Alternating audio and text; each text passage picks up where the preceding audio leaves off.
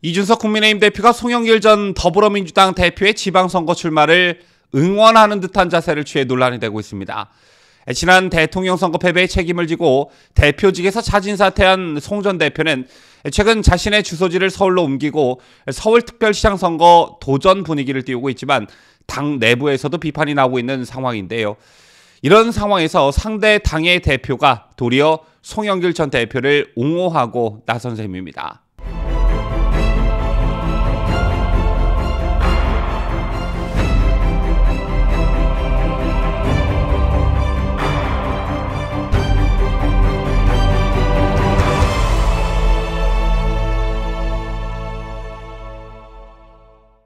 시청자 여러분 안녕하십니까? 뉴스데일리 베스트 시작합니다.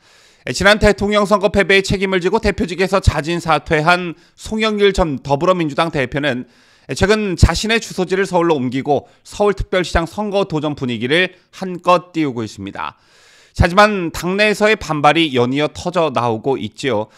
특히 서울의 지역구를 둔 당내 86그룹이 반대 움직임을 주도하고 있는데 여러분 기억하고 계시다시피 대선 기간 86 용태론을 내세워 차기 총선 불출마를 선언했던 송영길 대표였기에 비판 여론이 고개를 들고 있는 것입니다.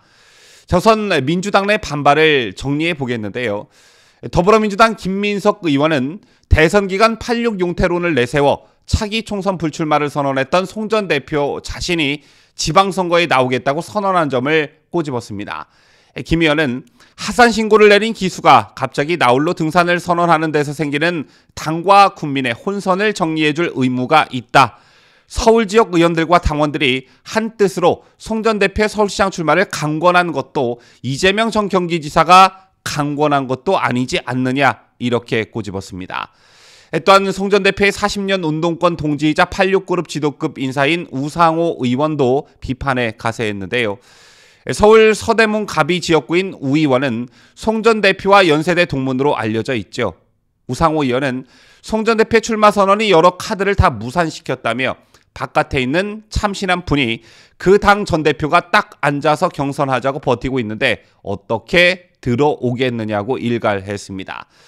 서울시장 출마 여부를 저울질 중인 박주민 의원도 상당히 많은 서울 지역 의원들이 반대하는 것 같다면서 대선 패배의 책임을 지고 물러나겠다고 했던 지도부가 특별한 이유 없이 복귀하겠다고 얘기하는 것은 이해가 안 된다 이렇게 비판했습니다. 다만 친이 이재명계를 중심으로 송 전 대표 외에는 대안이 없다는 의견도 상당히 민주당 내부 갈등은 당분간 이어질 것으로 전망되는데요. 송 전 대표의 서울시장 출마를 찬성하는 쪽에선 막강한 오세훈 현 시장을 대적할 만한 마땅한 카드가 없다는 현실적 이유를 들고 있습니다. 자, 그리고 근본적인 이유로는 당연히 계파 갈등도 존재하고 있겠죠. 앞서 민주당 내 반발 여론을 여러분께 보도해 드렸습니다만 송영길 전 대표의 서울시장 출마는 그 자체가 코미디입니다. 우리 진영 입장에선 송영길 전 대표가 서울시장으로 출마한다면 그야말로 땡큐겠지만 사람이 최소한 정치적 도의는 있어야 하는 법이죠. 여러분 선명히 기억하고 계시다시피 송영길은 자신이 당대표로 있던 지난 1월 대선을 목전에 두고 586 세대로서 다음 총선에 출마하지 않겠다 이렇게 선언했었습니다. 이 같은 송영길의 약속을 기억하는 유권자들은 그야말로 황당하기 짝이 없게 생겼는데요. 총선이 아니라 지방선거이니 출마해도 된다. 이렇게 명분을 내세우면서 자신의 말을 뒤집는 건 아니라는 그런 얘기를 할지 모르겠습니다만 이건 분명 국민을 우롱하는 것이나 마찬가지입니다. 제처럼 송 전 대표는 당의 변화를 강조하며 586 용태를 주창했던 사람인데다가 당대표로서 누구보다 먼저 대선 패배의 책임을 져야 할 사람이기도 하죠. 더군다나 1999년 정치에 발을 디딘 뒤 20년 이상 인천을 지역 기반으로 삼은 사람이 느닷없이 서울시장 선거에 나서겠다니 대체 무슨 명분을 내세울지 저 또한 궁금합니다. 자, 혹여나 졌지만 잘 싸웠다는 식의 정신승리를 그 명분으로 내세운다면 민주당은 다시 한번 그들만의 리그로 전락하게 될 것이 자명해 보이는데요. 자, 그런데 이처럼 송영길 전 대표의 서울시장 출마설에 민주당 당내에서도 오랜만에 말 같은 말이 나오고 있는 와중에 이준석 국민의힘 대표가 송영길 출마를 응원하는 듯한 자세를 취해 논란이 되고 있습니다. 송영길 대표가 이번에 대통령 선거 패배에 책임질 게 적을 것이다 라는 게 이준석의 주장인 것인데요. 앞서 잠깐 언급해드렸지만 이른바 졌지만 잘 싸웠다는 민주당 일부 세력의 주장과 정확히 일치하는 발언입니다. 이준석 대표는 오늘 오전 CBS 라디오 김현정의 뉴스쇼에 출연해 송영길 전 대표랑 워낙 친하기 때문에 내가 오해를 사고 싶지 않다라고 전제하면서도 굉장히 열심히 하셨고 상대 당이 봐도 열심히 하셨다 이렇게 이야기했습니다. 자, 이런 말씀을 드리기 그렇지만 초반에는 다리 부상도 입고 코로나도 걸리셨고 부친상 때문에 고생도 하셨고 나중에는 또 피습까지 당하셨다라며 불가항력적으로 이런 일들이 연달아 있으면서 고생을 많이 하셨기 때문에 민주당 내에서 책임론을 씌우진 않을 것이다 이렇게 말했습니다.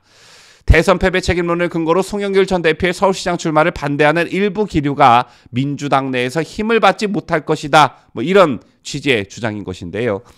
또한 이준석 대표는 송 전 대표께서 다음 총선 불출마를 선택하셨기 때문에 저는 그러면 대통령 선거나 이런 걸 바라보고 계신 것 같다 그런 생각을 했다라며 그러기에 이번 지방선거 출마가 딱 맞는 선택이긴 할 것이다라면서 일정상의 이유를 들었는데 시장 4년 하고 나서 1년 동안 대선 준비하는 기간이 나온다. 그래서 출마를 하겠다고 결심하셨을 거라는 게 이준석 대표의 주장입니다. 언제부터 송영길 전 대표가 대선급 주자로 분류됐는지 참 기가 막힌데요.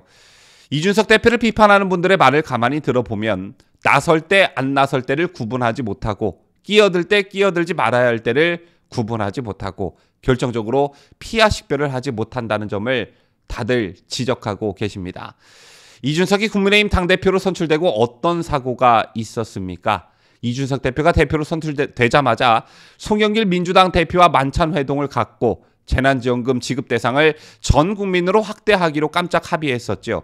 그때 당이 발칵 뒤집어졌는데 당내 의원들의 반발은 물론이거니와 국민의힘 김기현 원내대표와 김도읍 정책위 의장이 이를 수습하기 위해 이날 밤 급히 이준석 대표를 만나 우려를 전달하는 등 상황이 급박하게 돌아가기도 했습니다. 자, 그 이후로도 송영길 대표와 토론회에 같이 출연하는 등 친밀한 모습을 보여왔는데 이걸 과연 협치라고 봐야 할까요? 특히 송영길 대표의 서울시장 출마권은 앞서 설명해 드렸습니다만 출마 자체가 코미디입니다. 즉 명분이 없다는 것인데 상대당 대표로서 이런 점을 지적하고 비판하기는커녕 응원하는 발언을 방송에 나가 공개적으로 하고 있으니 참 이 사람 나설 때 안 나설 때 구분하지 못하고 피하 식별 자체에 대한 개념이 없구나 이런 생각이 절로 들 수밖에 없는 것입니다. 자, 그런가 하면 오늘 또 라디오 방송에 나가 차기 당권과 관련해서 제가 생각하는 A나 B 의원이 도전할 때는 그분을 밀 거다. 만일 약간 불안하게 생각하는 C나 D가 도전하면 그분을 막기 위해 저는 뭐라도 해야 한다 이런 발언을 했는데요. 안철수 국민의당 대표와 차기 당권 경쟁 가능성에 대한 질문에 답하며 나온 말이기 때문에 안철수의 당권을 막겠다는 건가? 라는 해석도 나오고 있습니다. 자, 과연 이준석 대표가 차기 당권을 좌지우지할 만한 힘과 정치력이 있을까요?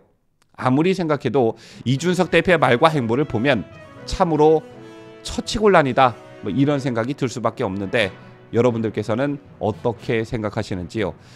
지금까지 저는 자유대한민국을 수호하는 뉴스데일리 베스트 민앵커였습니다.